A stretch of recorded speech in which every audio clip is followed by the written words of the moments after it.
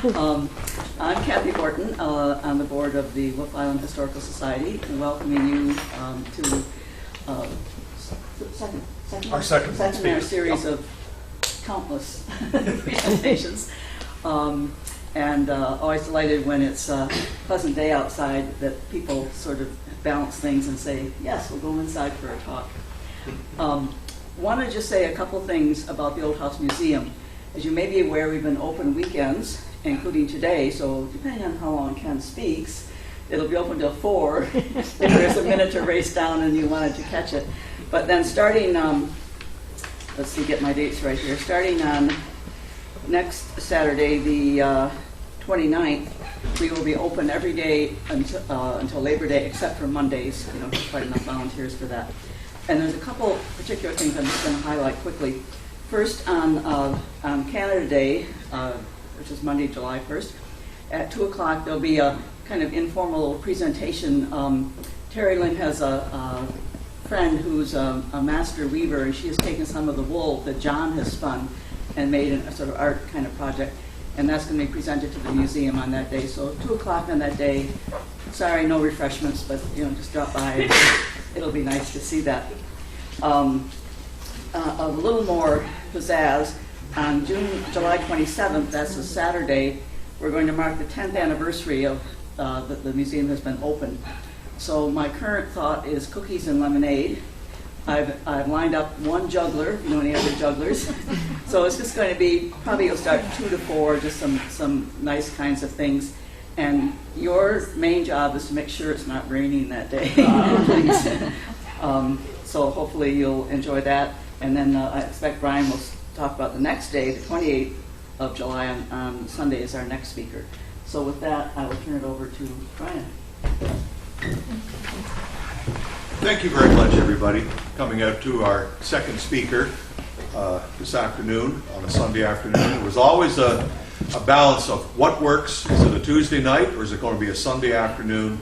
And through up and down and around, we figure that Sunday afternoons are our best. And we thank you very much for your membership to our Wolfe Island Historical Society, which is now 10 years old. Or no, we're more than that. I'm getting my dates mixed up. 13. It's the 10th year of the museum. And we're serving, as Kathy mentioned, just lemonade. We served wine the last time, and that was a mistake. If you were there, you remember. Or a success, depending on how you look at it. Yes. But we want you to turn out for that. We're looking forward to how much you appreciate your own island, the history of the island. Leaps and bounds from when we started in 2005. And I am very, very proud of what it has become. This afternoon, we have author and journalist Ken Cuthbertson joining us, talking about a topic that I knew very little about, and I think maybe some of you have heard it for the first time. I've read 2 novels, can't remember their names, which involved the Halifax Explosion. So I thought I purchased my copy of the book earlier this year in February, and from page 1, I couldn't put it down. I thought I could write, not too bad. Oh my God, Master is about to talk to you. Time bomb ticking down from each person's perspective. I thought it happened instantly with the boats. No, it happened. It's just mystery, intrigue. Oh my God, what happens next is at the end of every chapter.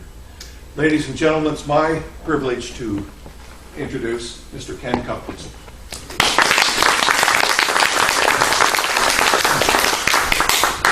How do I follow that, Brian? Oh, you'll do fine. Yeah. You make me sound. Well, thank you very much for coming out, particularly on a sunny afternoon. I got here about an hour ago, and I looked at my thought, gee, nobody's going to come out on an afternoon like this. But pleased you're all here. First question that everybody asked me about the Halifax Explosion is, are you from Halifax? And no, I'm not, but my mother was. She was born there in 1921. And as a kid, I would spend summers in... Could you raise your voice just a little, Ken? Thank you. Keep my chin up. I was saying that my mother was born in Halifax in 1921. And so as a child, we would go down to Nova Scotia to stay at my grandparents' farm. And the elders there, the old people, would talk about people they knew and whatnot.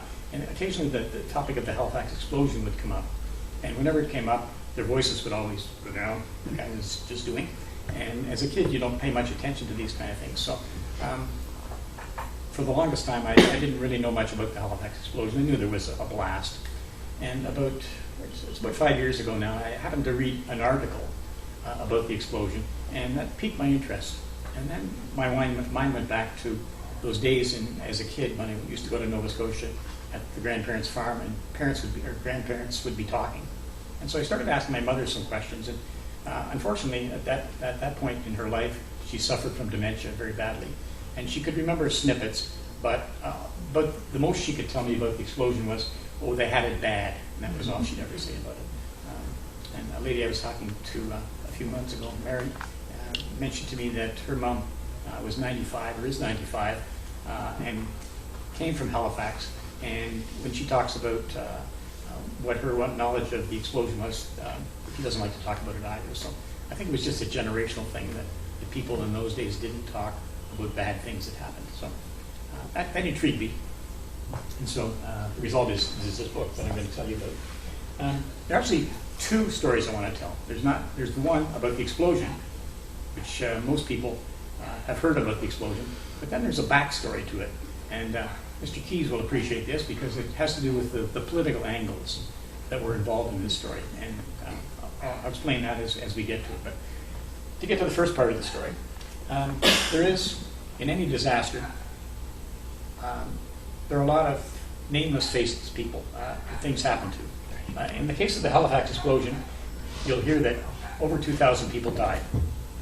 And to me, this lady is the face of the Halifax explosion. Her name is Mary Jean Hinch, and she came from a large Irish Catholic family that lived in the north end of Halifax. And Mary Jean Hinch lived on Veith Street. In Halifax, there's a hill in the north end of the town that overlooks a narrow passage in the harbor called the Narrows, appropriately enough. And on the morning of December 6, 1917, Mary Jean Hinch was in her kitchen making breakfast. Her husband, who worked at the naval dockyard, came home, and he said, "Did you see what's going on down in the harbor?" And she said, "No, what?" And he said, "Well, there's a boat on fire. You haven't seen it?" "No, I haven't." So she said, "Eat your breakfast." He was on the night shift. "Eat your breakfast. The kids are upstairs. Some of them are getting ready for school. Wake the other ones up." And she went out for a walk. She started along the walk, and she got sort of from here to the road when this enormous explosion, tremendous explosion happened, and a building across the road a part of it flew across, knocked her flying into the ditch where she was covered over with rubble. And Mary Jean Hinch at that point was 4 months pregnant, and she had 10 kids at home. She'd had 13 kids, but 3 of them had died, but she still had 10 at home. Husband killed, all the kids killed. That's a marker that's in one of the cemetery in Halifax with all the kids' names on it. So, when I look at Mary Jean Hinch, you think, how in God's name did something like this happen to an ordinary person who was just living a life? And anyway, I'll tell you what happened to Mary Jean Hinch. It's quite a dramatic story. Canada in 1917, a very different country from the country we know now. Population was about 8 million. There are only, how many provinces? 9. Newfoundland, we all tend to think of Canada as being 10 provinces, coast to coast. Coast to coast in 1917 was BC to Halifax. Because Newfoundland obviously didn't come into Confederation until 1949.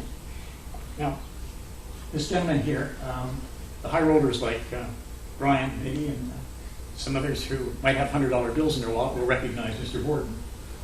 It is hundreds, isn't it? Or 50s. But Mr. Borden is the Prime Minister, and he is from Nova Scotia, and he's running for re-election in a general election that's coming up on December 17th. So that date is important because it's called the khaki election. The war has been grinding on in Europe, grinding on, and the Canadian military is in dire need of soldiers. So there's a great debate about conscription. and you've probably heard about the conscription debate. It was bitter. There were riots in Quebec and riots in the streets and various other places. English Canada versus French Canada. French Canadians were opposed to conscription. English Canadians wanted conscription because they wanted to get soldiers out in the field to support the war effort. So the December 17th election, Borden is pro-conscription, and he has to win the election or else Canada might be knocked out of the war. And if it is, it's going to look really bad for him, and it's going to harm the Allied war effort. So Mr. Borden is keen to have to win the election, and the election is coming up a week after what I'm going to tell you about. Now, if we look at Halifax in 1917, this is in the 1917 photo, obviously, but it's one I got off the internet. I got it because it gives you a sense of the harbor. This is Bedford Basin is in the foreground, and that's the catchment area where when ships come into the harbor, they will stop there. And during the war, World War I and World War II, ships would come to the Halifax Harbor, assembled in Bedford Basin to go up before they went on convoy to go to Europe. And they went on convoys because the Germans were sinking, the U-boats were sinking so many ships. Now, if you look, it's a little hard to see, but right above where Bedford Basin, you'll see it says the Darrows. I don't know if you can see it or not, but it's that area. Well, and beyond that, up on the upper right-hand corner is George's Island. So the Atlantic Ocean is at the top. Ships come past George's Island, go through that narrow passageway called the Narrows, and then they come into Bedford Basin, where they would anchor to wait for convoy duty, or they would unload cargoes, that sort of thing. So I mention this because the geography of Halifax is very important. Where it says Halifax, that's the hill where Mary Jean Hinch's house was, okay?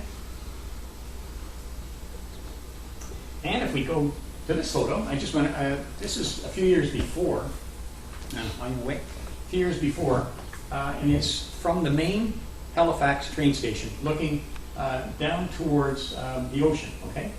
And I mentioned that, the perspective here, because there's another photo I'm going to show you taken after the explosion, when this station has basically been leveled by the explosion. It's like those European stations you see where they have the glass work above the passenger area. Very beautiful to look at, but unfortunately when a disaster happens and all that glass and steel comes down, it can be devastating. Now, and has anybody been to Halifax? I guess some people have been to Halifax, have they? So you understand the geography, as I was mentioning, as you come in from the Atlantic through the Narrows. There's a hillside, which is the north end of the city. That's the working class area, was the industrial area in 1917. The south end of the city is where the university is. It's more genteel. That's where people, professors, doctors, people at the university, merchants, tended to live. So the north end, industrial, working class, south end, more upscale, and it was, well, I'll tell you, but it was not as badly affected by the explosion. What else can I tell you about Halifax in 1917? A large military contingent there, a lot of soldiers, militia. Halifax is the main port for the Allied war effort. So all those soldiers, if you had grandparents who signed up for the military and they went overseas, chances are they went through Halifax. The soldiers would. And of course that was the base for the Royal Canadian Navy, which started about in 1911. So it started just before the war. And there's a love-hate relationship in Halifax with the Royal Canadian Navy. For many years, from the mid-19th century through to the early years, 1905 actually, the Royal Navy had a base there. And there were very strong feelings, pro-British feelings in Halifax. And the New York Times called Halifax the most British city in North America. I'm sure the people in Victoria would argue with that, but Halifax was very class conscious, very British in its outlook, and an interesting city in many ways, very un-Canadian. We go here. Obviously, when there's a collision, you've got two parties involved. It's like dancing. You need two people to dance. You need two ships for a collision. And this ship, the SS Mont Blanc, is a French ship, and it's a munitions ship. Interesting, built in 1899. It's owned by the French government at this point. It was a privately owned ship when it was built.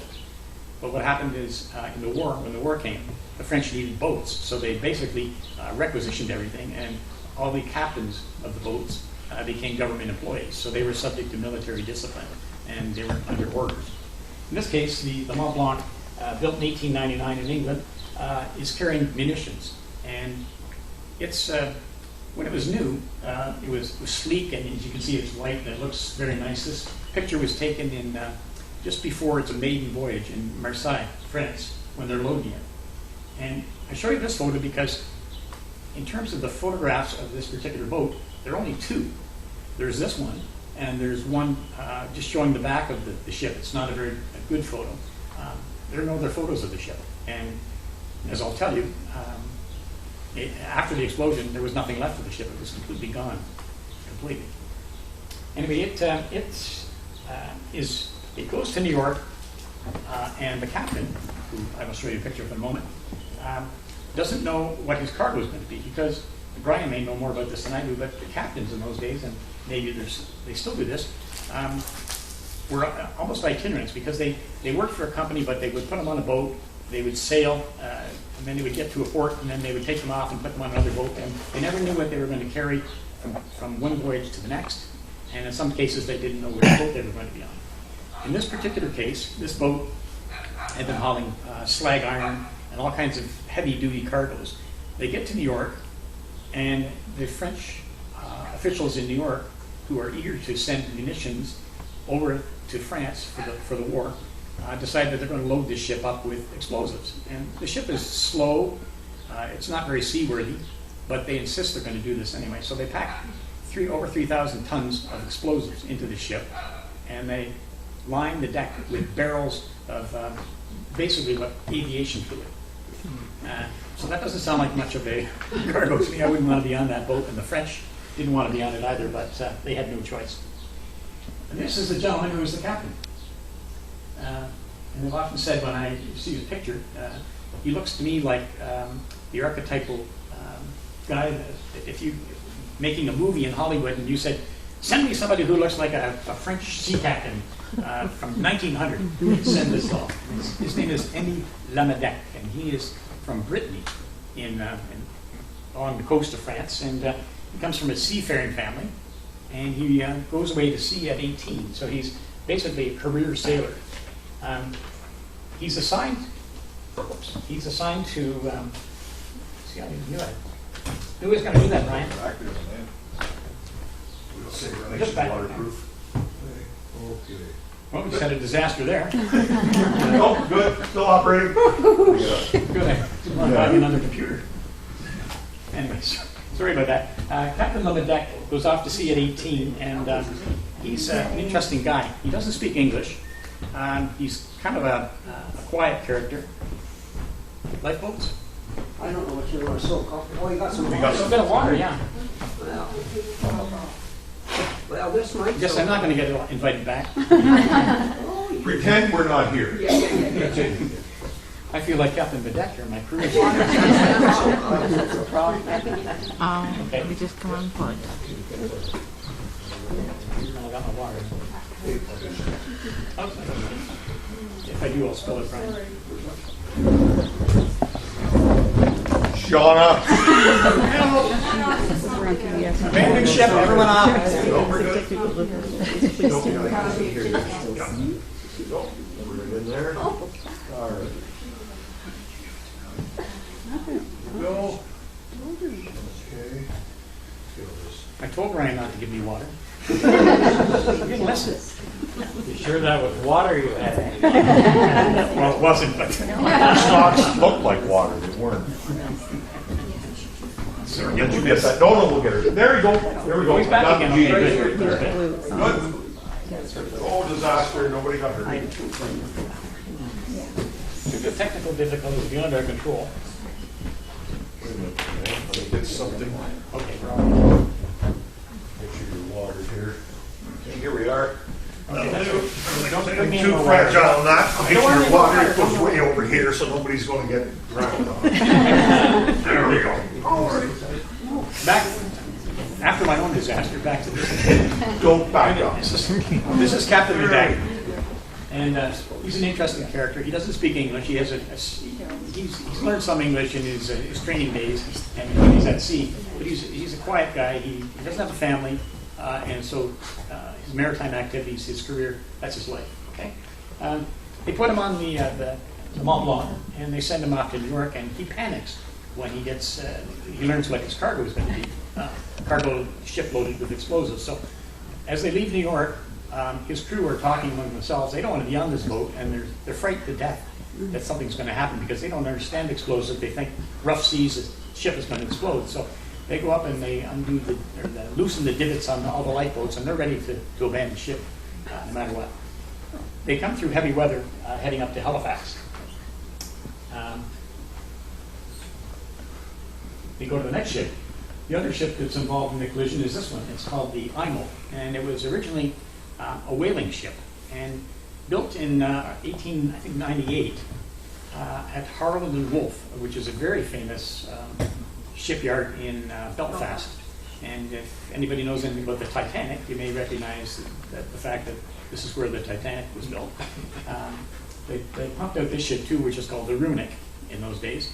And there's another tie with the Titanic is that Captain Smith, Edward Smith, I believe, who was the Titanic captain, was a captain of this ship, the Runic, briefly, but he long since moved on by 1917. This ship is slightly bigger than the Mont Blanc. The Mont Blanc was about 100 meters long, I think about 3,300 tons. This one is, 130 meters, and it's 5,400 tons.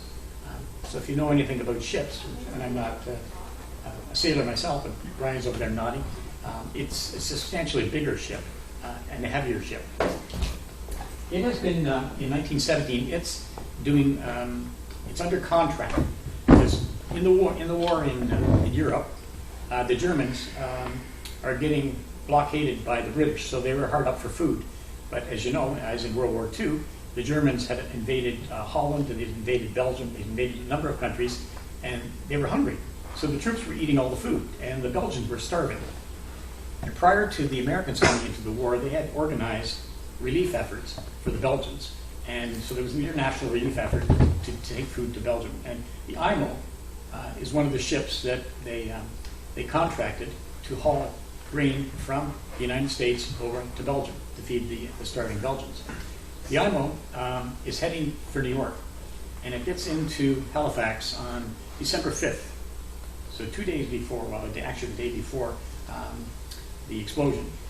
They're to take on some coal, because they use coal in those days in their engines, and then they're going to race to New York, pick up their load of grain, and they're going to go back, deliver it to Belgium. Also, the captain, who is this chap, Econ, can get home because he wants to be home for Christmas because he's got a family. This is an interesting guy. This is a photograph I didn't have when my book came out in hardcover. There were no pictures of this guy. Even his family, who I managed to track down, didn't have pictures of him. This was a photograph that appeared in a Norwegian newspaper, and a researcher found it for me, but it was too late to get in the book. But, this fellow's an interesting character. He speaks English. He's a hothead. He's got a real temper, and he's impatient. He doesn't suffer fool's gladly. So he's in Halifax. He's got there a day or two before he wants to be in New York, and the coal that he needs to leave is delayed.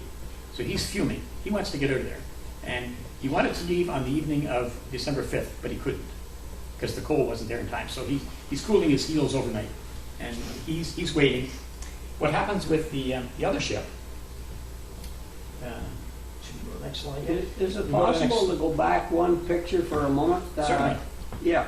Now, that captain was a little hot-headed, and look where the wheelhouse is, way down where you can't see nothing. Like, he must have been the guy that caused the accident. Is that a proven fact? Well, I was going to get to that.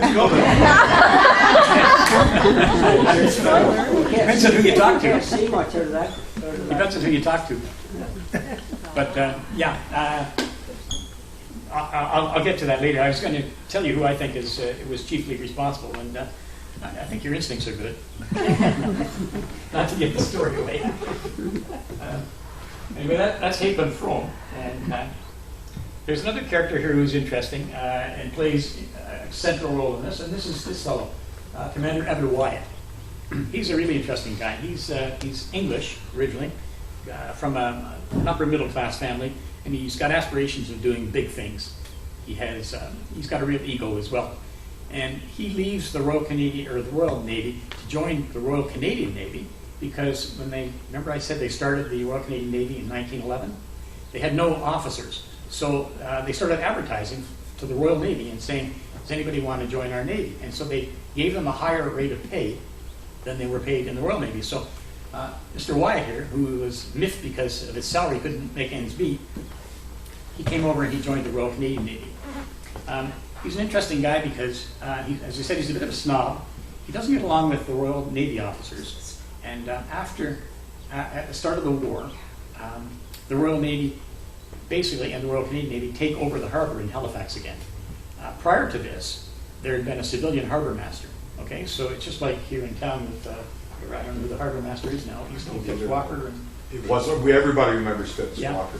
So you know what the harbor master does. The harbor master basically is like a traffic cop who brings ships in and out of the harbor, tells them where they can dock and where they can't dock, when they can leave, and all that.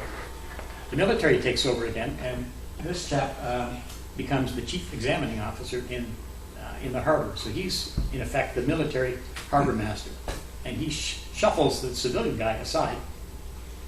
Civilian guy doesn't like him. He's kind of arrogant, and he doesn't get along with his Royal Navy buddies, and they're miffed because he's abandoned to go to the Royal Canadian Navy. He doesn't get along with the Royal Canadian Navy people because he's a Brit and he's haughty and arrogant, and he doesn't get along with the pilots. And this is one of the pilots. The pilots are an interesting group in Halifax because in the civilian days, every ship that comes into harbor, goes out of harbor, has a pilot. And if you know anything about pilots, they're interesting characters, and they are paid. They're paid by the ship captains. When I was doing the research for my book, I was amazed and entertained to read about the ship pilots in New York. There's a couple of books that are actually written by the pilots, memoir type things. They're very good reading, but kind of funny. But the ship pilots in New York wore tuxedos, and they looked like they could have been going dancing at the Waldorf Astoria. And they'd climb up the side of the boat, the ladders, and they'd get on there and they'd guide the ship, and then when they were all done, they'd do a little, and the captain would honor them with a gratuity, plus the fee that they got. The people in Halifax weren't quite on that scale, but they did dress. They all dressed, and you can see this chap, Francis Mackey, I guess he's the senior pilot in Halifax, and he's the one who's assigned to bring the Mont Blanc into harbor. I think probably because they knew that there people in the upper echelons of the administration in Halifax knew that this ship was coming loaded with explosives. And the interesting thing is that there were no rules at all about bringing ships loaded with explosives into Halifax harbor. So Mackey gets the job of bringing it in. Remember I mentioned that it's coming from New York and the weather's heavy. The French crew aren't very at ease with it. The captain is not at all at ease with this boat. They show up outside the Halifax harbor at the entrance. If you remember that photo, George's Island up at the top. They show up at that area just around twilight on December 5th. December 5th, remember the IMO was in Bedford Basin. The captain wants to leave. He can't leave because the coal hasn't come, so he's delayed overnight. He's in Bedford Basin, impatient.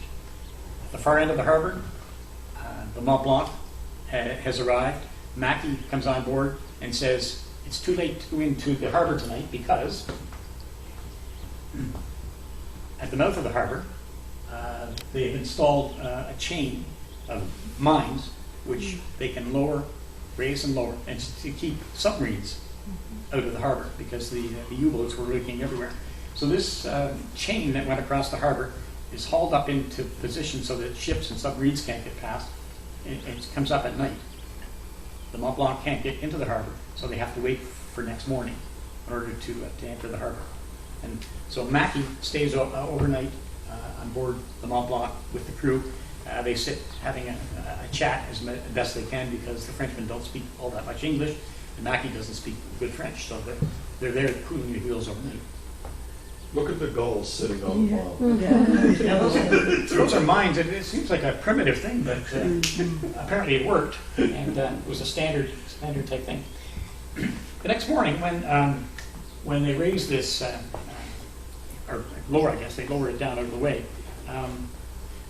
it's about 7 o'clock in the morning, and it's a beautiful day. It's probably like today, only colder, of course. It's around 0. The sun is shining, the birds are singing, the sea is dead calm, and so it's basically a perfect day to sail. That line chain goes down, and actually this is Bedford Basin, where the IMO would have been anchored. This is a World War II photo, but it gives you a sense of where the IMO was. It'd be anchored with a bunch of other ships like this in the harbor, morning of December 6th. On board the IMO, there's a pilot. His name is Hayes. He's a younger pilot, but he's a friend of Mr. Mackey. They know one another. All the pilots know one another. And Mr. Hayes talks to Captain Frome, and Captain Frome says, we want to get out of here as quickly as we can because I want to get to New York and I want to get home. Okay. So they start their engines around the same time that the Mont Blanc is starting its engines down at the other end of the harbor on the way in. IMO is cranking up to start out. And the IMO, of course, has the officials in charge of the harbor, like Mr. Wyatt, for example, believe that the IMO has left the night before. Didn't realize that the coal shipment was delayed and that the ship had to spend the night in the harbor. So as far as the Navy people and anybody in control of the harbor is concerned, the IMO has already gone, but it hasn't gone. 7 o'clock, their engines start. Mont Blanc starts its engines at the other end of the harbor. Minutes before the disaster, Bedford Basin, the IMO is there, and at the top, which you can't really see it all that well, but that's where the Mont Blanc is coming from. Okay? Disaster about to happen. So what happens is, it's a bit of a complicated story, and when you ask who is responsible, just background this a little bit, is the Mont Blanc, which has been waiting to come into the harbor, is the second ship allowed in. In front of them is an American tramp steamer called the Clara, and the pilot on that ship is a younger guy, and he's kind of in a hurry too. Wants to get his job done so he can do other things during the day. So the Clara goes through that narrow opening into the harbor channel, just before the Mont Blanc. So Clara goes through, Mont Blanc goes through. The other end, the IMO is heading for the same narrows passage on the way out. And Captain Frome says, full speed ahead, even though he's not supposed to. So he's basically racing the engines to get out of the harbor. The ship is empty, so it's, what do they call that, in ballast? In ballast. So he's moving fairly quickly, gliding across the top of the water. The Mont Blanc is coming in behind the Clara. Clara comes along into the harbor, and what happens is he sees a scow pulling a load of some barges with ashes. They still had fires in those days and fireplaces and all that sort of thing, so they were hauling ashes across the harbor. Clara sees them. There's a bunch of tooting. The scow gets out of the way with the barges. The Clara then is veering off path. The scow shouldn't have been where it was. The Clara veers out of its path, which is the normal area that it would be in as it's entering the harbor. Problem then, the IMO is coming the other direction, and there's confusion about who's supposed to be in what channel. Clara passes the IMO, and the young pilot was out on the deck, and in those days they didn't have radio. Not all the ships had radios. In fact, most of them didn't. Sometimes they would signal with lights and whatnot. In this case, they used megaphones. So the young pilot on the Clara yells and says, "There's another boat coming behind me!" And Captain Frome and Hayes, his pilot, hear that, but they don't know what boat they need. So they're looking, and the Mont Blanc is coming from the east. So the sun is directly behind them, so it's silhouetted. And they can't tell what is that ship that's coming. We see it, but we don't know what it is. Oh, you must mean this one. And then they're looking at the scow and the tugboat that have been pulling things. So there's confusion. Rules of the road. Brian will know these. And if there are any sailors here, rules of the road are fairly simple. If two ships are coming on, you veer to the right. The other guy veers off to his right, and you pass safely. In this case, because the Clara is out of its channel, the Mont Blanc is following right behind it. It's kind of out of its channel. The IMO is confused, so there's a very confusing series of toots on the whistles. That's how they are communicating with one another. what does one toot mean? I'm going to the right? We're putting our wheel to starboard. Okay, one toot's going to starboard, toot is going Put our wheel to port. port. So it'd be one. This guy knows his stuff. What is 3, Brian? Going astern. Yeah. 5, give it up. Yeah. We're in danger. So that's what happened. There were a series of very confusing toots, and I could talk for about 3 hours on this, but it concerned the court case afterwards.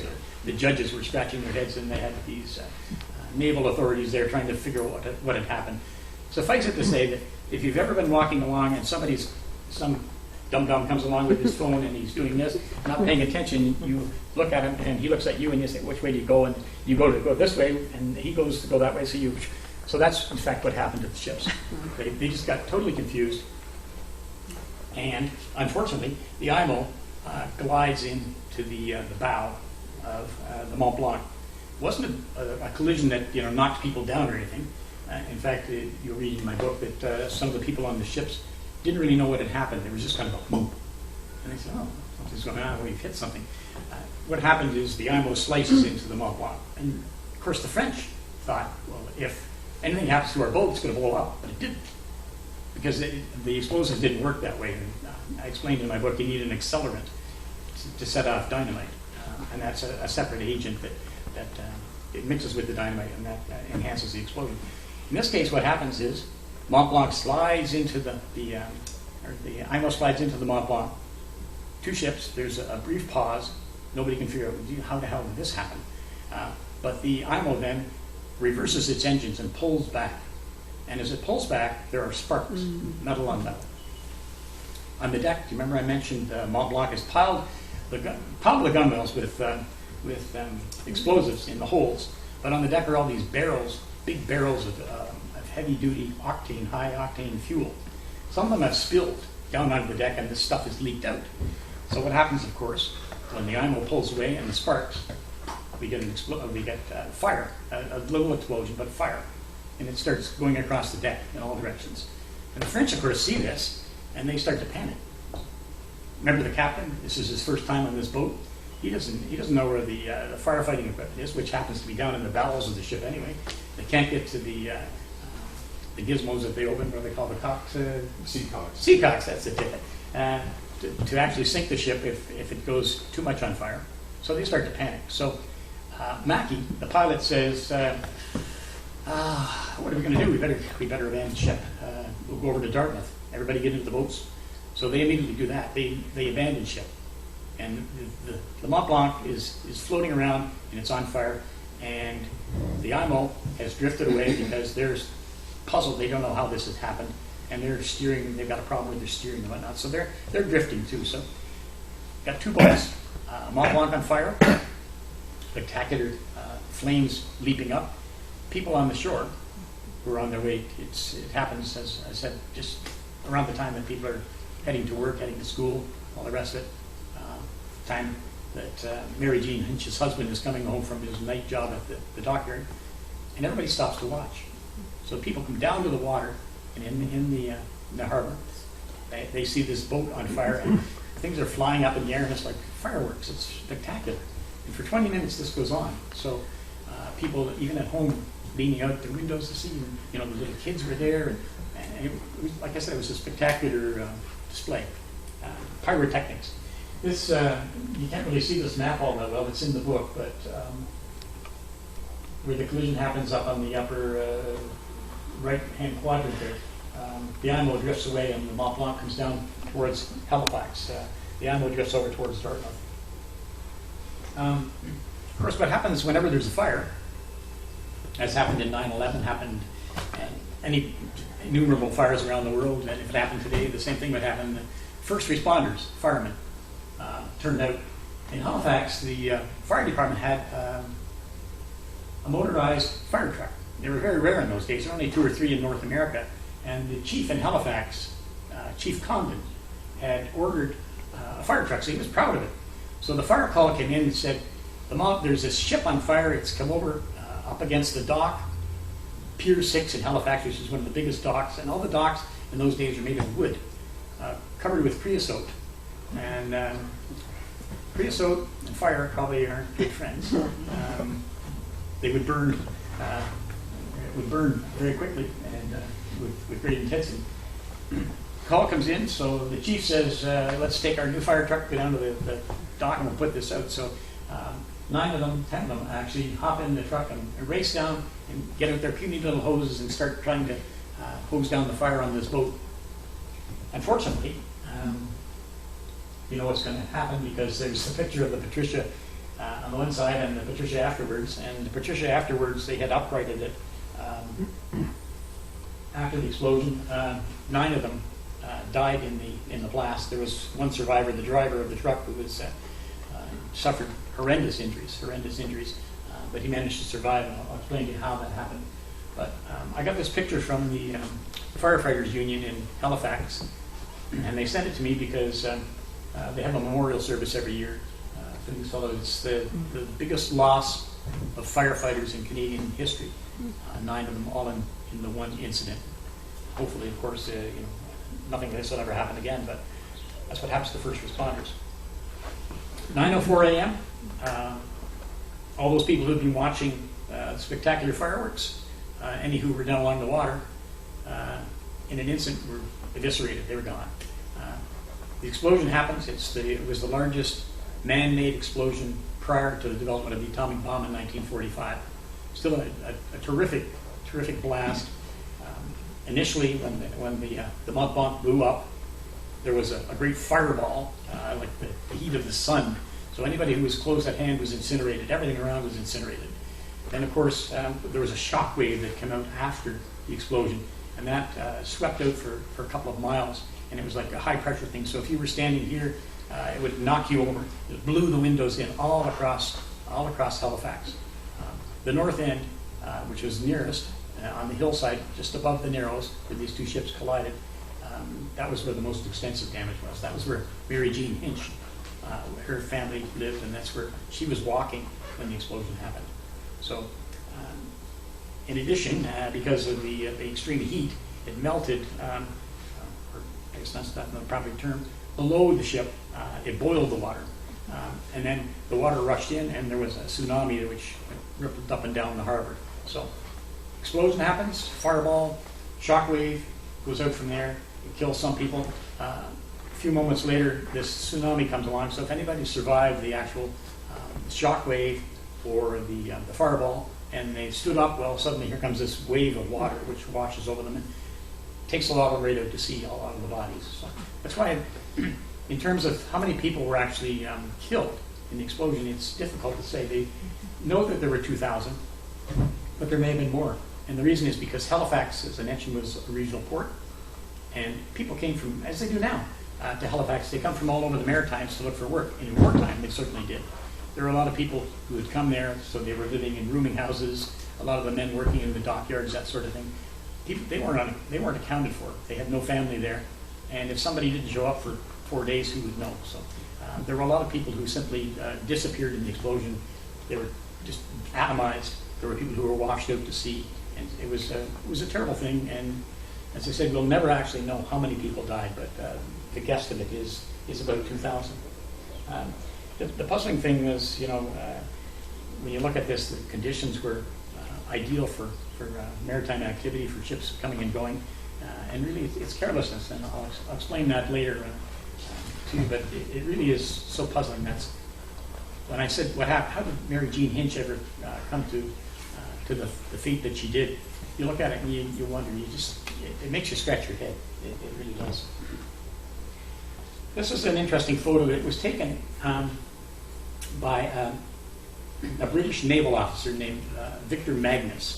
Victor Magnus was an insurance man, and he loved amateur photography. He was one of the first people in his community in England to have one of the little, I guess they call them brownie cameras, and he carried it with him everywhere. And he took a whole series of photographs on the voyage over to Halifax, and he's on this British ship which is going to be involved in convoys. And he was out on the deck the day, December 6th, and they were loading coal on the British ship. And the explosion happened, and he survived. But shortly after, he took this photo of the harbor. And you can see at the lower left-hand side, that's the Richmond area of the north end of Halifax, which is been raised by the explosion. There's a couple of ships there in the foreground which are on fire. This photo was, he went back to England. The photographs were in his kit bag, and they were lying in his daughter's attic in Hale, Cornwall. And they'd been there for 70 some odd years. And what happened was actually longer than that, closer to 90 years, his daughter was cleaning out the house because she was 90 something and she was going to a nursing home. And she found these. And she couldn't identify what they were all about, but she took them to some people and they said, well, this looks like an explosion. Well, it's a Halifax explosion. So she took the photos all to the Imperial War Museum, and they identified them and said, yes, this is what the photos are of. She was going to give them the photos, and then for some reason she didn't. She took them home again. And there was a little story in a British newspaper that I saw online. So Brian and I were talking about what you can find online. It's amazing. And it mentioned this, and so I did some digging, and I phoned the Imperial War Museum, and they said, oh, we can't tell you her name for confidentiality reasons. Great.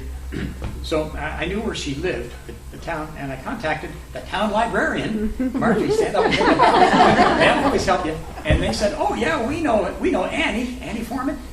She's a local character here in town. She directs the local theater guild, and we'll put you in touch with her. So they put me in touch with her, and she gave me a whole series of photographs, and this is one of them. It's in the book really published for the first time. Otherwise, it had been lying in a kit bag for 100 years. And he took a whole series of photos. There's a couple more that I'll show you. But I originally thought it was taken before the explosion, but I was able to figure out, no, it wasn't. It was taken after. So. And interesting. The IMO, you mentioned where the wheelbase was. When the Mont Blanc blew up, it blew into little pieces all over the place, like shrapnel. And the IMO, unfortunately for the captain and Mr. Hayes, his pilot, they were cut in two, just as if a scythe had hit them. So you can see where the wheelhouse was, or was in the other picture, and where it is here, it's a smoking rubble. So they died. The odd thing is that on the IMO, there were only a half dozen people who were killed on that ship. The Mont Blanc, everybody survived because they went over to Dartmouth. There was one fellow who suffered some injuries, not directly related to the explosion, but that was the only loss of French life, which led to, as I'll explain in a minute, it led to a lot of ill feeling, as you can imagine.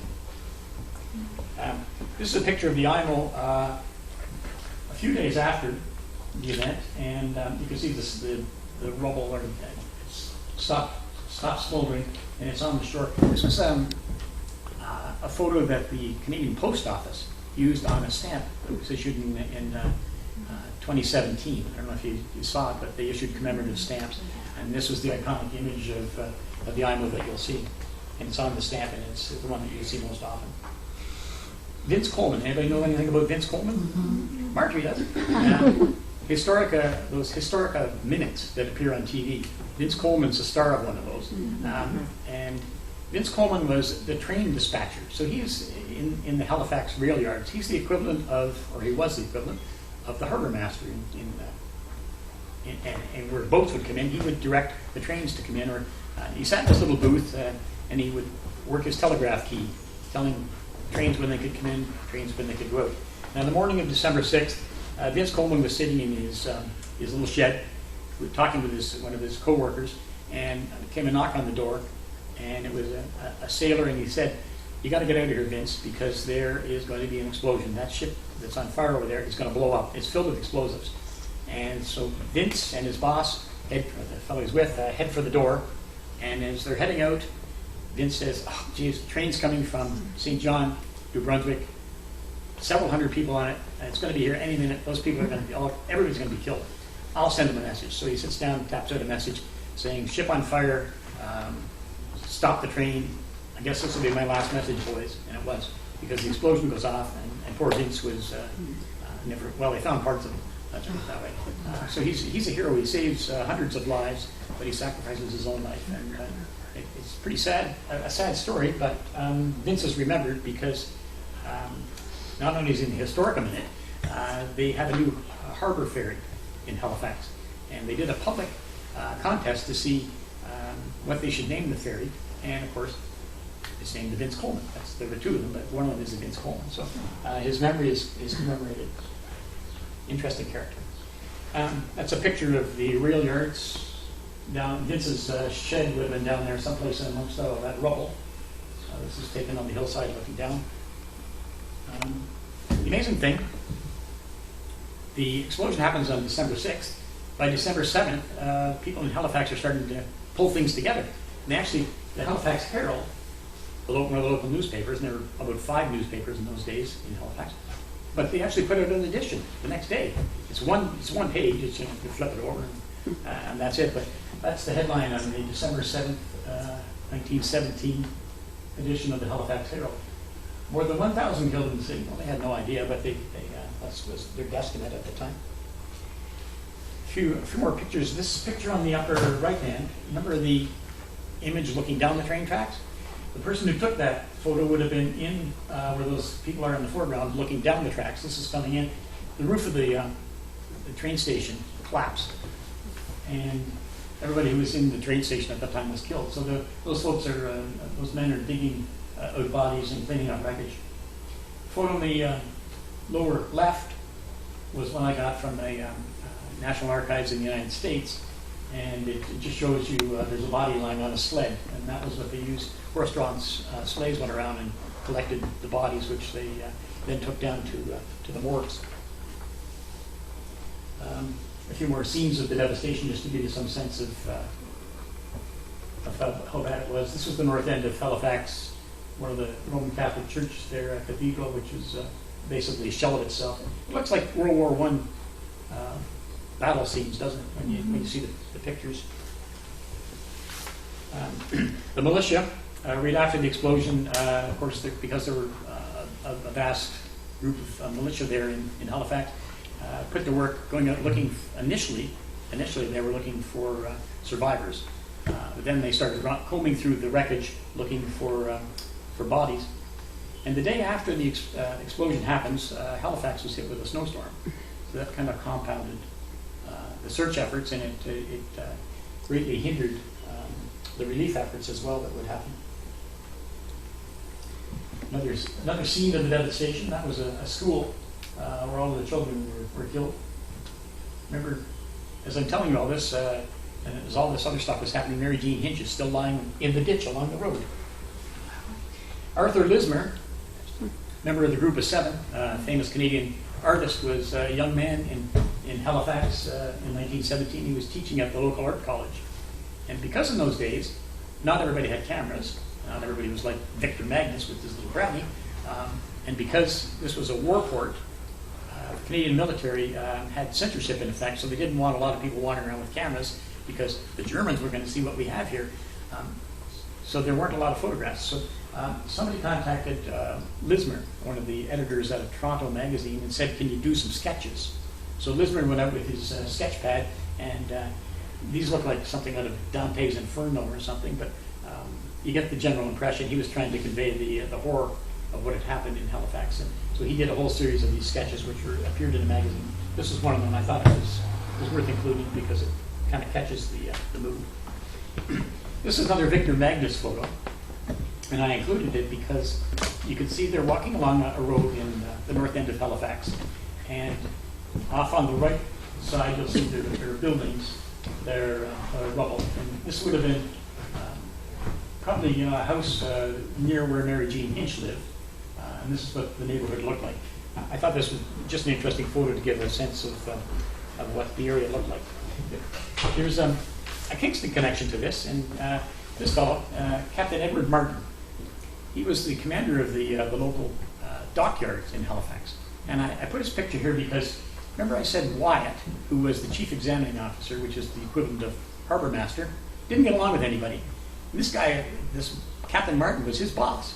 And Wyatt didn't even get along with him. They argued constantly. And Wyatt argued because he said these pilots, Mackey and his buddies, weren't listening to him. So he was complaining, and he was saying, look, if something's not done here to put these guys in line, there's going to be a disaster. And I'm not going to be the one to carry the can. I'm not going to be the guy that you're going to blame this on. And Martin says, yeah, okay. So basically what happens is Martin gets a couple of letters from Wyatt, complaints. So these two letters go into Martin's files. Afterwards, Wyatt is trying to get off the hook for being responsible because they're trying to blame this on him.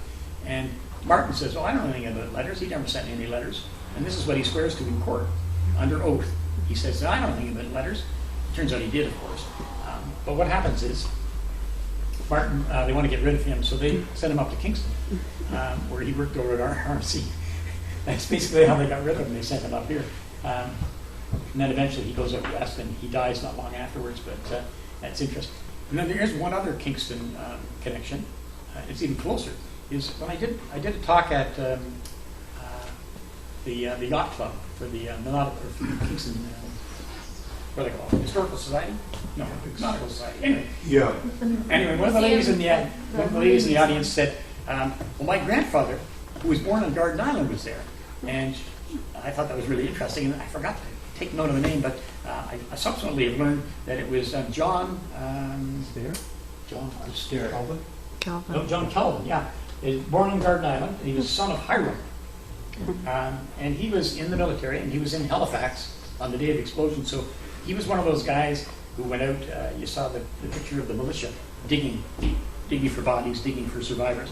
So that's what he did. So that's an interesting little tie that kind of that tied Kingston to the explosion. They're tentative, but I thought they were interesting. Now the big question afterwards, right after the explosion, was what the hell happened? People want to know. Mary Jane Hinch had been warned by her husband that the German Navy might come over and bombard Halifax, which is a pretty dumb idea that it could ever happen. But there were fears that the Germans were going to attack the city. So that was a lot of people thought when the explosion happened, oh, the Germans are shelling us. Then there was discussion about, some people thought it was German Zeppelins. And I put this little example of a poster. It's a British poster from 1917. And I didn't realize this until I saw a documentary on it, that the Zeppelins were bombing London in the First World War, dropping, they'd fly over and then they'd drop a bomb and everybody run. And so it was designed really to spread terror in London rather than to do much damage. But so there was a fear that they were going to come across and attack Halifax. So that was the other thought. Then, of course, when they realized, no, it wasn't a bombardment, no, it wasn't Zeppelins, somebody's responsible. It must be German agents. So there was, they started looking for German saboteurs. And this is something I dug into, and I talked to a number of experts, including, believe it or not, the FBI has historians, and the U.S. Defense Department have historians. And I got a hold of some of these people down in Washington. They're very cooperative with me, and they had actually looked into this because after 9/11, they were doing studies of how foreign terrorists were able to commit acts of sabotage in the United States. And they started back in the 19th century and went right up to the current day. But they had done a lot of research looking for German examples of German terrorism during the First World War, and they weren't able to find any that related to Canada. And I did some other research on my own, and I couldn't find anything either. There were German agents there looking around and seeing what was happening, and they were sending messages out to the U-boats and whatnot, but they had nothing. They played no role whatsoever in the Halifax explosion, the collision that happened. So, but who was responsible? We'll get to that. By the way, in Halifax, they started rounding up Germans. So they rounded up anybody who had a German name, and they kept them in jail for a while. But of course, there was nothing to prove against them, so they eventually ended up letting them all go. Ken, may I say something right here? Certainly. So my mom's family's from Halifax. They had Schwartz spices. Schwartz, kind of a target name back in those days. And there was arson in the factory, in the spice factory, after this. And my great grandfather had to write an article in the paper stressing the UEL heritage, the Scottish. They'd been in Halifax since 1795. But yeah, it was a bad time. Didn't know that. I learned something. And my grandfather, Schwartz name, was one of the people going around. He was a medical doctor, and with all the injuries to the eyes from the broken glass, he was going around as part of that relief effort. So. Stories about the eye injuries, the gruesome one you hear is that in the hospital when they took people there, they were extracting eyes because they had glass in them. Supposedly it was a bucket. This is probably another myth, a bucket full of eyeballs, which is pretty grim. Oh. Anyway, after the explosion, what happened, it amazes me that they were able to kind of rally, get back on their feet, dust themselves off. And this chap, who was the acting mayor, Henry Caldwell, he was a haberdasher. We don't have haberdashers anymore, but I wish we did, because I'd love to go and buy my socks or something at the haberdashery. He was on his way to work one day, and on the morning of the explosion, and he gets knocked over, but he runs home and everything's fine, other than the wind is blowing out on his house. So he runs down to City Hall, and the place is deserted. There's a few people hanging around, but he starts to phone some people and send out the word that we're going to have to do something here. We're going to have to get some relief efforts going. So he gathers up a couple of aldermen and the police chief and one or two other people who happen to be around. They sit down in a room and they're starting to get something organized so that they can have a relief effort.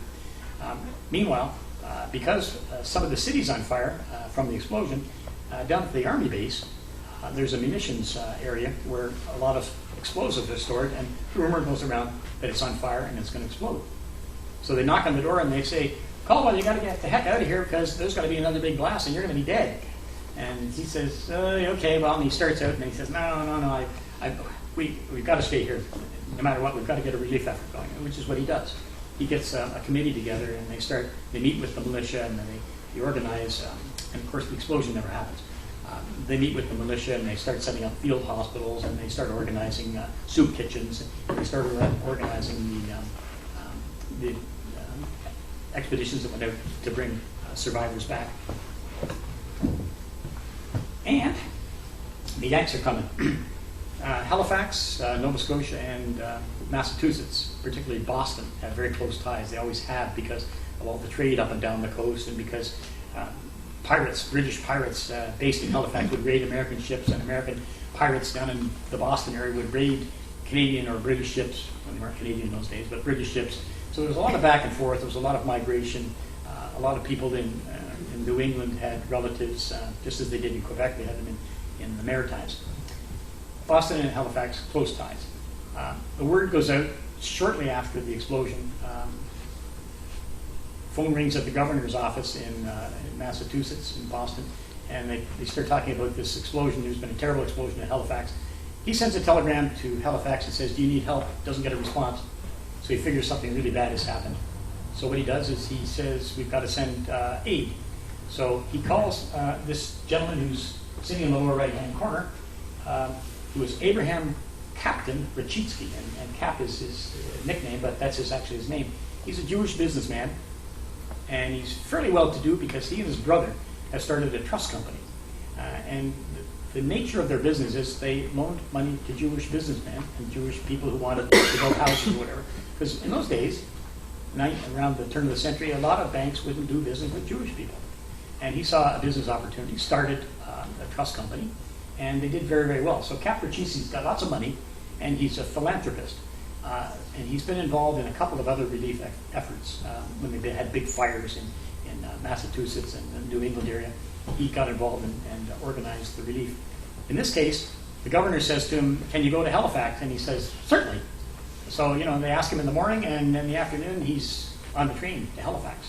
He's got, the National Guard have sent some doctors, nurses, other field workers, people who knew how to deal with disasters, plus a whole bunch of reporters, because reporters like to go on to disasters. That's what they do. They're sort of like first responders.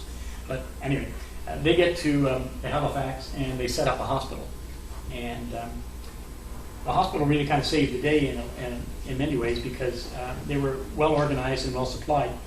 They took over a building in downtown Halifax, which is on the left-hand side. That's the Americans outside with their big flag flying because the Americans always like to let us know. The upper right-hand corner was an American ship that was in dry dock in Halifax when the explosion happened.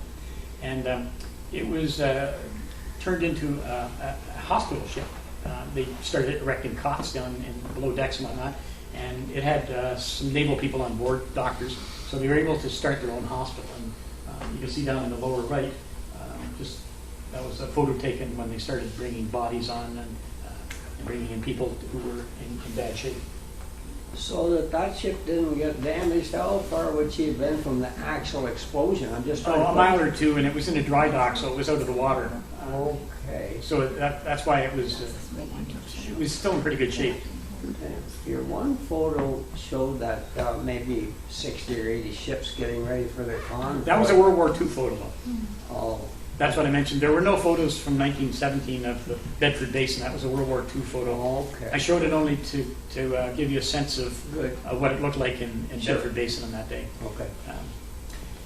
Now, with the down in Boston, as in other areas, when they heard about the explosion, people started opening up their wallets because a lot of people knew about Halifax. They knew people who lived there, and it tugged at their heartstrings. In Boston, they raised over $1 million, and they sent this money north along with panes of window glass, because the word came back that they needed window glass. Every window broken in all the buildings. But they used the money to start building emergency housing, and that's what the picture is on the upper left-hand corner there. And they built these things. They were building one every 13 days, a total apartment building, so that they said that, that it would take them less than a day to build an apartment. So basically, they're throwing up these wooden buildings, and 2,000 people could live in one of these buildings. The following year, Governor McCall, because politicians politicians like to be at ribbon cuttings and things. Governor McCall came up because he wanted to get his picture taken, and so that's a picture of him on the lower right there with a group of the kids who live in the buildings and things. And so it's the McCall Apartments, and there's a Massachusetts Avenue and whatnot. So they're well intentioned, and they did a wonderful thing by sending up the relief. But again, as I said, the Americans like to tell you a little bit about it when they do something. After the explosion, they started finding bodies. Okay, and because there was such mass confusion, and in a lot of cases, people were in town, they didn't know who these people were. They had to do something with them, and what they did was they opened up an old school. Well, actually, it was a new school. It had a large basement area, Shabukdo Road School. And they started piling the bodies in the basement. And they ran advertisements in the newspapers so that if your husband or wife or child had gone off and you didn't know where they were, you would read these lists of the deceased in the local newspaper. And then you would go down to Shabukdo Road School and look under the sheet and see if that was somebody you knew. And I'm going to read you just an excerpt here from my book. And the reason I read this is because, as I mentioned, when you hear about a disaster, and nowadays we hear, 2,000 people have been killed in this, that, and the other thing, 5,000 here, 100,000 there, whatever. The numbers don't mean anything. But for me, the Mary Jean Hitch, her face, and as I said, she's the face of the explosion for me because she's an individual I can identify with. And when I read you this little excerpt that was and this was in the newspaper, it gives you a sense of some of the people who were involved in this explosion. A week after the explosion, hundreds of corpses remained unclaimed at the Shabukdo Road School morgue. City officials pegged December 16th as the last day residents could stop by to search for and claim the bodies of their loved ones. All of Halifax's daily newspapers had resumed publishing by the weekend of December 8th, 9th, with lists of the names of dead and missing filling many pages. This made for sobering reading, especially the detailed accounts of the remains of the unidentified. Here's an example. Number 471, female, age about 4 years, read a typical listing. Face completely disfigured. Light brown hair, blue sweater, black and white striped underwear, black and brown striped dress. Envelope found on body, addressed Miss Julia Carroll, 1419 Barrington Street. Inside envelope, receipt from Singer Sewing Machine Company. The description of someone's child, cold and personal words on a page, offers only glimpses, hints to the identity of the young victim, and a tantalizing glimpse into lives that the explosion had cut short so suddenly, needlessly, and tragically. More than 250 youngsters under the age of 5 died in the Halifax explosion. Scores more were gravely injured. When I read that for the first time, it kind of hit me because, as I said, you have this conception of a disaster happening and the people are nameless and faceless, but when you start reading about individuals and you're hearing their stories, then it begins to hit home. And when you start reading about the children, that really, I think, grips you. One interesting little side note here was, remember that I mentioned the Titanic tied to the IMO? When the Titanic sank, the chief coroner in Halifax was a guy named Barnstead, and when they brought all these bodies from the Halifax from the Titanic into Halifax, they had no way of categorizing them or figuring out who was who. So they came up with all these systems. One of them was a little tag on the toe you see in the movies, and they had a number of other ways. They had logbooks and things. And the chief coroner, his son, was the coroner in 1917. And he used most of the techniques that his father had developed for the Titanic victims. He used those in 1917 to categorize the bodies and catalog them. They kept the bodies as long as they could, and in a lot of cases, nobody came to claim them because they were beyond recognition. There was no DNA sampling or anything in those days. And by the 17th, they announced, that's the last day, come, and if you don't come, all the bodies are going to be buried in mass graves. So they started on the 17th. This was outside Shabukta Road School. And you can see it looks like one of those photos you see from the 1920s when there's a gangland killing or something. People all come to see what's happening. In this case, they came to peek over the fence and look at the caskets. The little ones are, the white ones are children's caskets. And the bigger ones are obviously adults. All these people were unidentified, so this was the first of a series of mass funerals where they took the bodies. The interesting story there is that they took them, because they didn't know who was who, they just divided them up and said half are going to the Catholic cemetery, half are going to the Protestant cemetery. They took the ones to the Protestant cemetery, they got to the Catholic cemetery, to the gate, and the groundskeeper said, no, you can't come in here, this isn't, it's not been authorized. There's a hole over there, you can put the bodies in there. So they took them over and threw them in a mass grave in a hole. And that was, I said in my book, there's certainly no dignity in death, and that only sort of underscored the sad fate for these people who had been living 1 minute or 1 second and then gone the next, and they went to nameless faces' graves. And a sad story, but it was the reality. That's the end of part one. Part two, normally at an intermission, isn't there a piano player or something? Part two's coming. Part two is the blame game. And explosion has happened. Believe it or not, in those days, they had telephones and word got out very quickly. Word got up to Halifax within a few minutes of the explosion. And it reaches the ministerial level, and it reaches the deputy minister of Marine. And this is the guy who's in charge of fisheries and Navy, because Navy in those days wasn't the Department of National Defense. It was under the fisheries, because they had just started it and they hadn't worked out the bureaucracy yet. But the fellow who's the deputy minister is a guy named Alex Johnston, and he's from Cape Breton. He's been a member of Parliament, and he's a friend of Borden. Remember I said December 17th, the election is coming? He thinks immediately, oh my God, this has happened in Halifax, where Borden has his home, has represented the riding in a couple of elections and a couple of parliaments. This is going to look really bad. And we can't have Borden targeted with this. So immediately what he does is he phones Halifax and says to this man, Judge Arthur Drysdale, who's the local Marine judge, he's in charge of maritime law and all that sort of thing, plus he's a judge in the courts. We're going to have an inquiry, and we've got to find out who is responsible. We're not going to fix any blame, we're just going to find out who's responsible. Fact-finding. So they organize what is really an inquiry into the disaster. And again, I stress the fact that they're just going to find the facts. They're not going to blame anyone. No, definitely not. But they do, of course. Arthur Drysdale knows the political game, and he knows that they don't want Borden to be held responsible. So they start hauling these people in. And this is a photograph of some of the sailors off the Mont Blanc who were all rounded up and brought into court. And they rounded up, of course, Mackey, the pilot from the Mont Blanc. And they grabbed Wyatt, too, because nobody liked him anyway. So we're going to haul him in. And he may be responsible. They do hold 14 days of hearings, starting on December 14th. Explosion happened, remember, on the 6th. 8 days later, they've got an inquiry going. And they've already made up their minds. Drysdale has made up his mind who's responsible before they even start. But they hold the hearings anyway. 60 witnesses, 1,700 pages of testimony. They wait for a decent time, till February 4th, because there's some adjournments and people are away and whatnot. But on February 4th, Mr. Drysdale comes back into court, everybody convenes, and they figure he's going to go through all the reasons for his decision. He has one sheet of paper, and he reads it, and it takes him like 2 minutes. And he says, Mont Blanc is responsible, Mackey should lose his license, Wyatt should go to jail, they should all be charged criminally. They're the ones responsible for all this mess.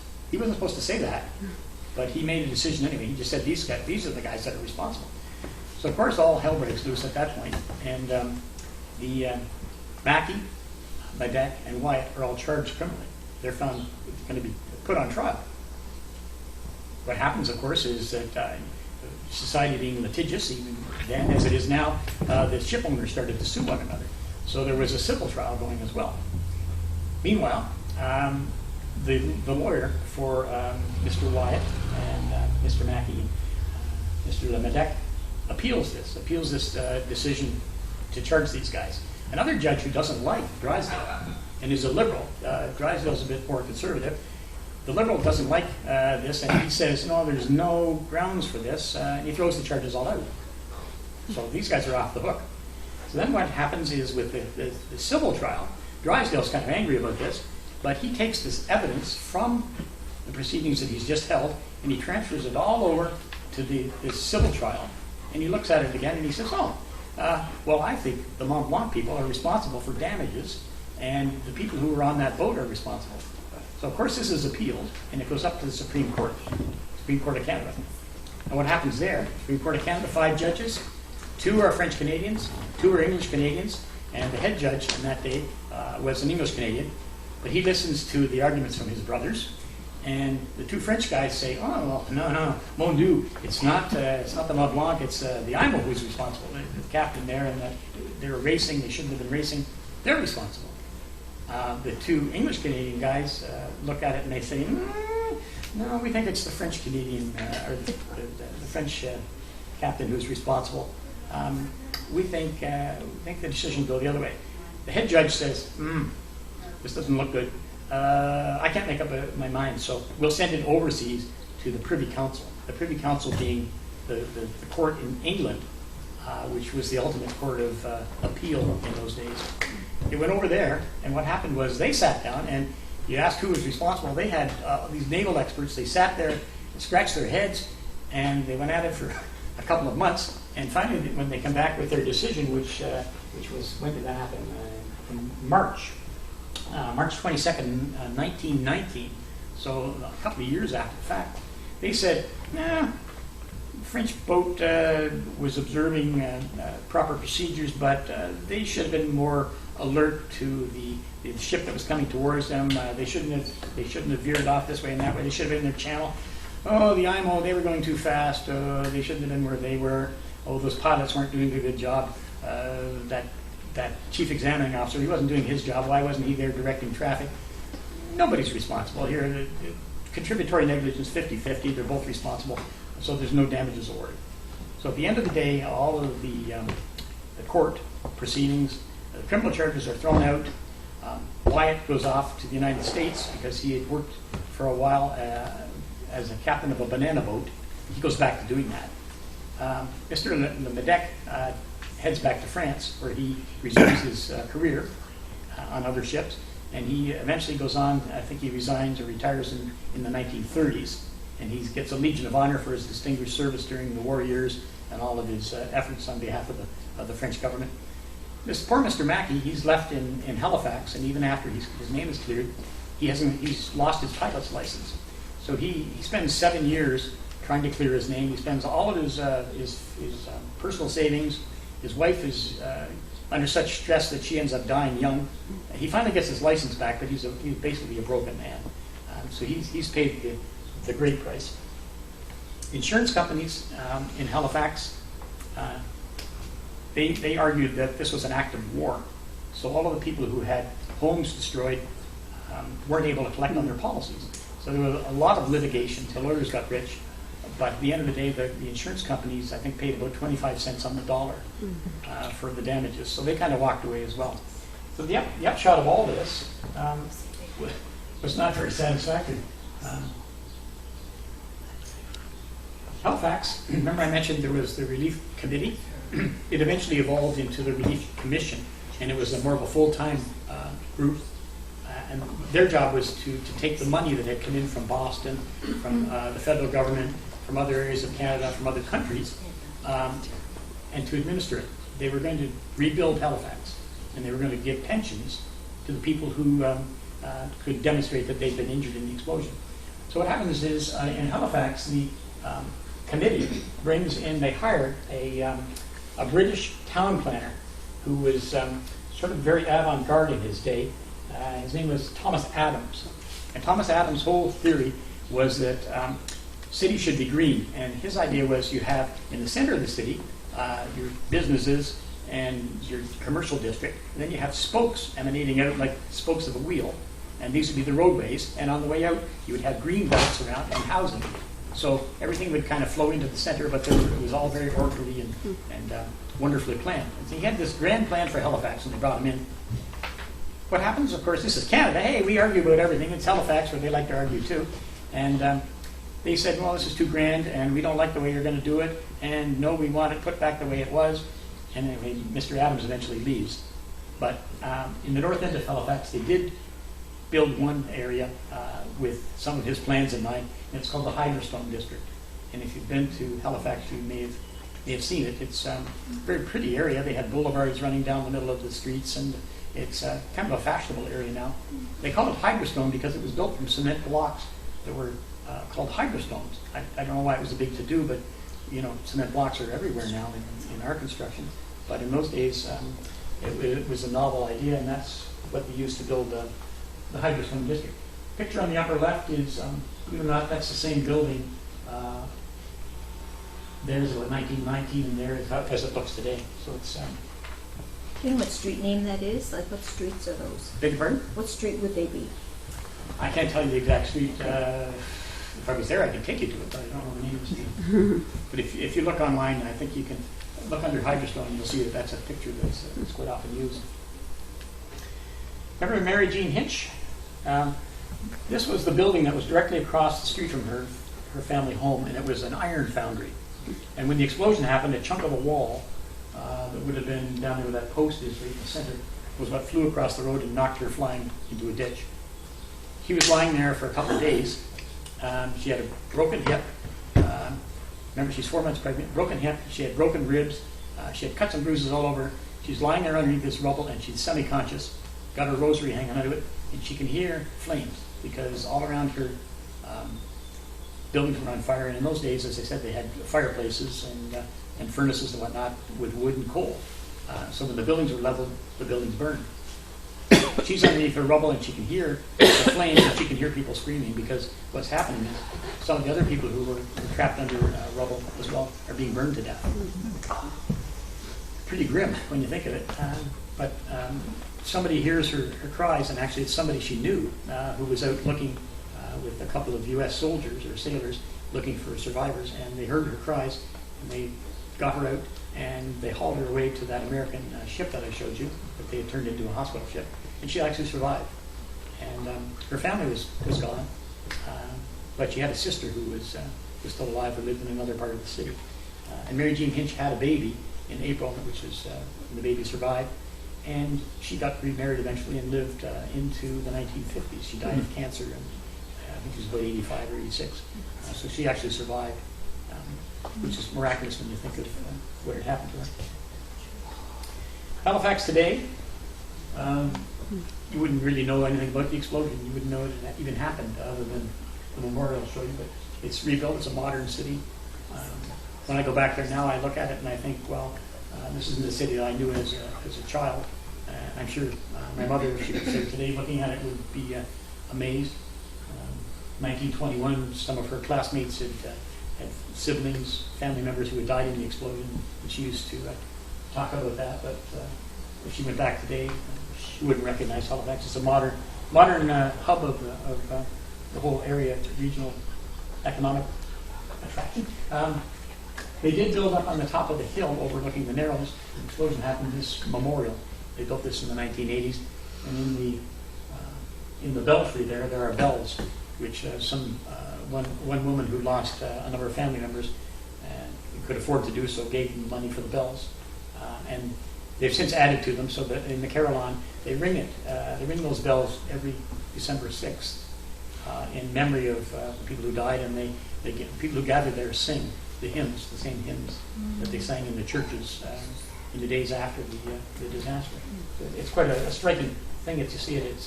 It's ugly from a distance, but it certainly has some meaning. Takeaways from all of this. Number one is the Haligonians, like Canadians, are resilient. As I said, they were up and they had the city working again within a couple of days. They had to get the port going, and they did for the Allied war effort, but also because what else could they do? They picked themselves up, dusted themselves off, and away they went. Newspapers were out within a day. The banks were open. The explosion happened on a Thursday. By the Monday, the banks were open. On the weekend, they had the trains starting to run again. So they were starting to get back to life and to doing what they had always done. So they're resilient. Shipping regulations, prior to the disaster, there were no rules against bringing ships into the harbor loaded with explosives. And Martin and all the rest of them said, no, you can't bring those ships in. But there was nothing in the rules. So very quietly, as the hearings were going on, they changed the regulations. Didn't announce it, but they just changed them. So, and afterwards they could say, oh yes, the regulations are there, look at them. In fact, they were at that point. So the disaster underscored the need for cities, provinces, and governments, federal or whatever, to have emergency plans in place. I don't think there's a city now of any size in North America that doesn't have a disaster plan. Kingston has one, and certainly Toronto and other places have them.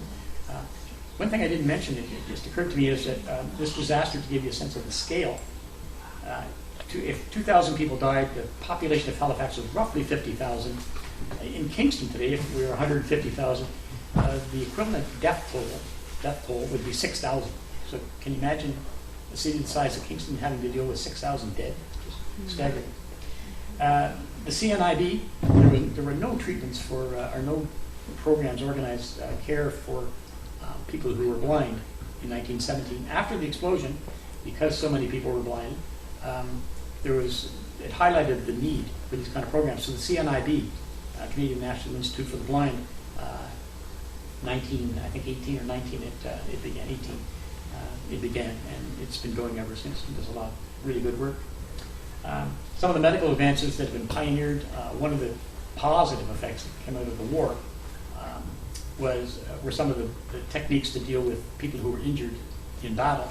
And remember I mentioned that the firefighters who went to the dock with that fire truck and sprayed the water on, the only person who survived out of that crew of 10 people was the driver, a guy named Billy Wells.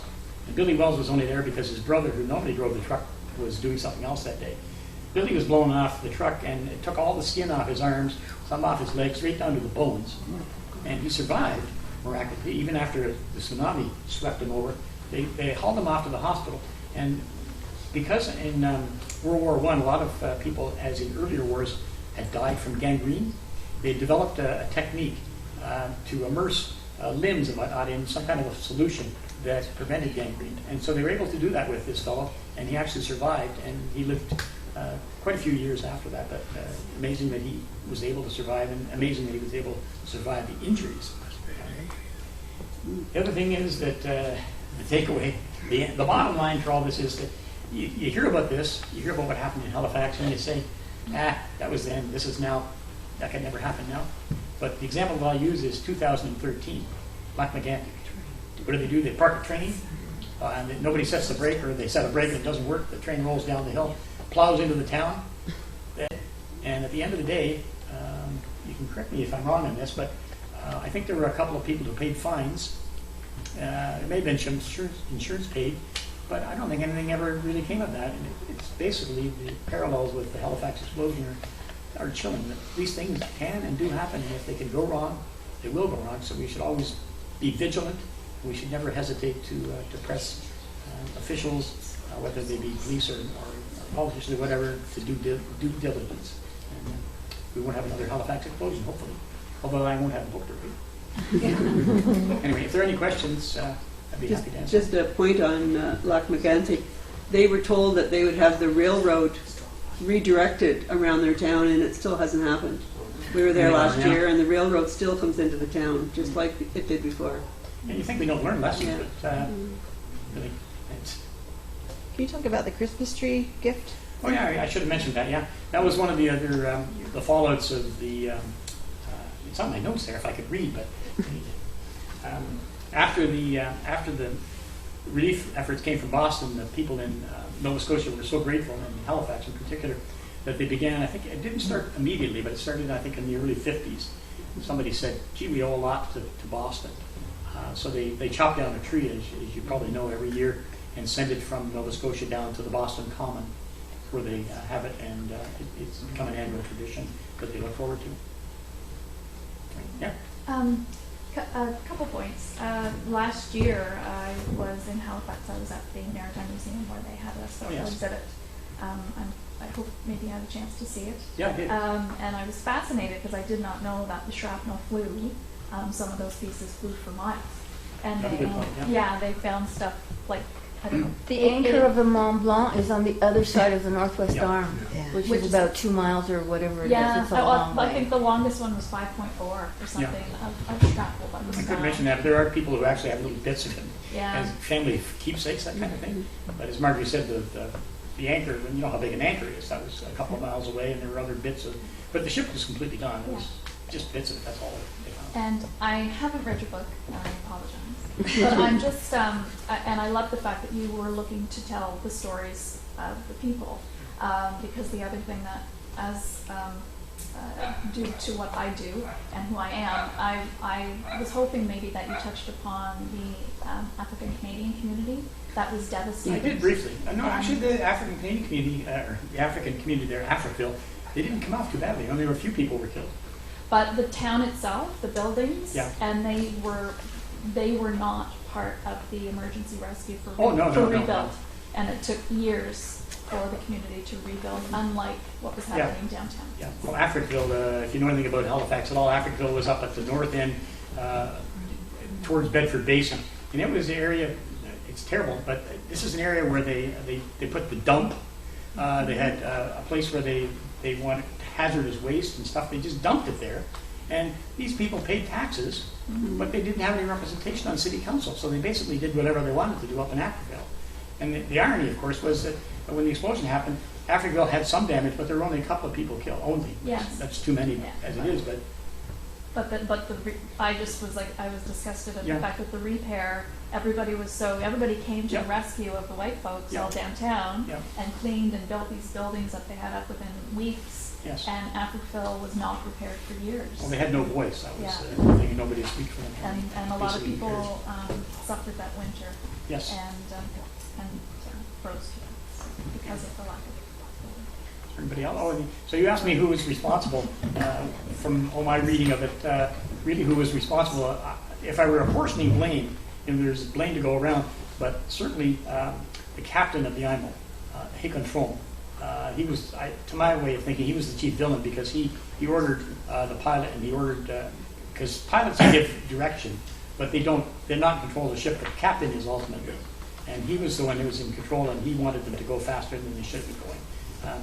And plus, the guy who was the pilot on board, the Clara, who was out of his proper channel, then forced the IMO out of its channel, and then the Mont Blanc was out of its channel. So it's contributory all across the spectrum. But Hikon Trom, to my way of thinking, was chiefly responsible. He gets 60% anyway. You mentioned, excuse me, but you mentioned there about the fact that the wheelhouse, that the little bit that was showing, Yeah. like it was blown off and the guys were killed in the wheelhouse or whatever. But there were people down below that weren't killed in it. Like the boat didn't disintegrate. Like it No, didn't, it didn't do much damage to her. It didn't. Well, actually, they refloated it. Eventually, they refloated it and they put it back into service. And I can't remember if it was torpedoed or it hit a reef off the Falkland Islands. And that's where the wreck is to this day. I think it was about 10 years later that it happened. So it was probably hit a reef. Okay. A sad story, but the IMO got off light in terms of devastation. Brian, did you ever see a boat with a wheelhouse that low? Well, the Navy have the wheelhouses way down in the hull, and they take their orders by voice pipe from the guys up on the bridge. You're So the kidding. guy steering is just looking at numbers and has no idea where he is. That's Yeah. ridiculous. Yeah, well, that's in case the bridge gets wiped out. They Yeah. can still steer a Okay. boat. They just need something up there with eyes to give them an idea of where. But yeah, on most naval ships. Yeah. But a lot of them today, with all the goalposts, you see and even the newer Dutch vessels with posts on this side, you're blind to an extent. Sure. And now the newer Algoma ships have the self-unloading gear up forward. That's right. And one captain friend of mine says, "Oh, that looks great on paper. I can't see what's ahead of me now." Exactly. Yeah. So you adapt to it, like with other Exactly. vessels. Okay. My limited experience, and then with other guys that are pilots, yeah, you go aboard a new ship every day. So, yeah. I don't know if this affects it or not, but the IMO originally was used as a whaling ship. And that was like where the captain came from. Frome was Sandefjord, which is chief whaling port in Norway. And just about everybody who needs a job, anybody who's young and ready to work goes off working on ships. They still do to this day. They're not doing as much whaling, but I think Norway is still one of the guilty parties. Are they, Marjorie? The Japanese and I think Norwegians are still whaling. I'm not up to date. Oh. Okay. But anyway, I don't know if that made a difference in where the wheelhouse was on a whaling ship. I don't know. No. And then the fore and afters, I mean, on the lakes too, everything's aft now compared to where they were before. And you've got different instruments telling you where everything is too. And where the whales are too. Yeah, true. Any other? Oh. When I was about 9 or 10 years old, there used to be a garage on Clarence Street called Clarence Street Garage. They were Studebakers. But my dad, I'd go to town with my dad and he'd be in there.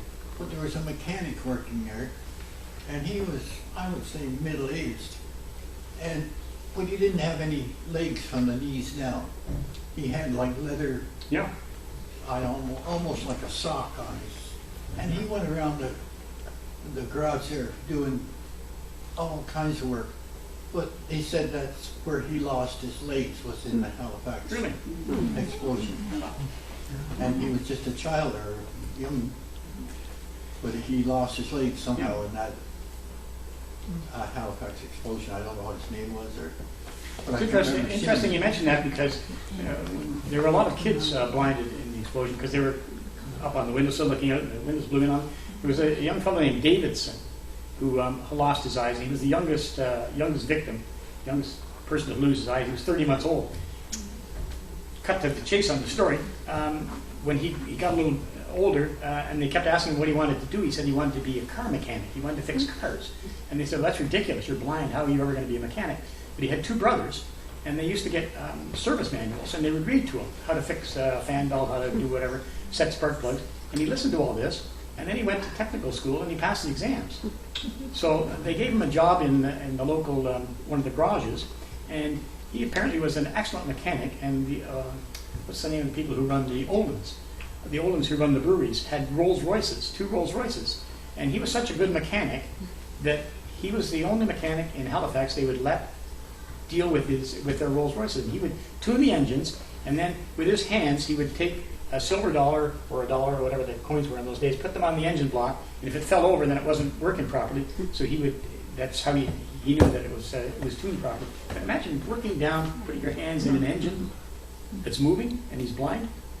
Amazing guy. I went and talked to his daughter, and I wrote about 4,000 words on this guy, and I sent them to her, and she read them, and she said, these are great. And then about 2 weeks later, she got back to me, and she said, I was talking to my brother, and he doesn't want to play up Dad as a hero, so really, can you take all those references out to Dad? So I cussed myself a little bit. I took him out, I mentioned him in the book, and then about a couple of months ago, actually, I happened to see there was a book about Mr. Davidson. The family had written a book on it. He could have just told me, I just said, but I went away thinking, I've insulted them or something. Man, what have I done to hurt their feelings? But anyway, but it's an amazing story. It's like your fellow with no legs, somebody losing their eyes and becoming a mechanic. And to me, he used to think Boggled my mind. boxer mitts on his knees. Yeah. Whereas, big, heavy pads. Yeah. Anyway, that's the story of the Halifax Explosion. If there are any more questions, I'm happy to answer them. And one more question? Yeah, was there not also a Mi'kmaq settlement nearby, and what was the effect of that? There was a Mi'kmaq settlement across the harbor, and I told a story about in the book about when the French sailors landed at Dartmouth. They went running across the beach and up into the trees because there was a stand of trees there, and there was a woman there who I had heard all along, and it's in every other book, that this is a Mi'kmaq woman who was there with one of her children. The French guy scoops up the kid, they run into the forest, and then the explosion happens, and they fall down, but everybody survives. It turns out, no, she wasn't a Mi'kmaq, but she lived on the Mi'kmaq side because there was a small community there. Basically, it was a small community, but it was wiped out. It was like Africville in that it was there, but it wasn't really there, so they were kind of tolerated. But the community was basically wiped out because they were flimsy structures, and it was never rebuilt. There's talk of it being rebuilt as a historic site, but my understanding is that it hasn't happened. It's sort of like the other stuff that you were talking about with things that are going to happen in Lake McGant, where the changes are supposed to happen, but they never do. Ken, thank you very much. It's a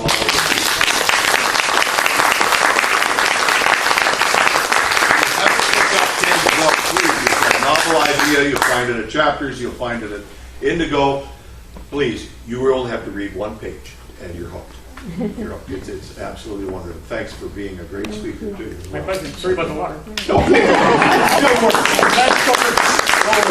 right.